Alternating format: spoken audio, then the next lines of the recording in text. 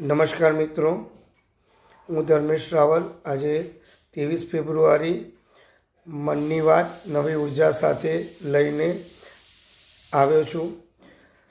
તમે જેટલું વધારે મેળવો તેટલું વધારે તમારે આપવાનું છે. પોતાને માટે કશું સંઘરી ન રાખો, પણ આપો અને આપતા જ જાઓ અને એ રીતે વધુને વધુ તમને ભરી દે તે માટે જગ્યા કરો. પરિવર્તનો થઈ રહ્યા છે અને તે પ્રત્યે તમે જેટલા વધુ સભાન થાઓ તેટલી વધુ ઝડપથી તે બની આવે છે. તે તમારા ભાગરૂપ બને છે અને તમે એના ભાગરૂપ બનો છો. ભૂમિ ખેડાઈ ચૂકી છે અને બીજ વવાઈ ગયા છે. હવે ઉગવાનો, વિસ્તરવાનો, પાંગરવાનો સમય છે અને અત્યારે આ જ પ્રક્રિયા ચાલી રહી છે. આ સગડાની સુંદરતા અને અદ્ભુતતા નિહાળો.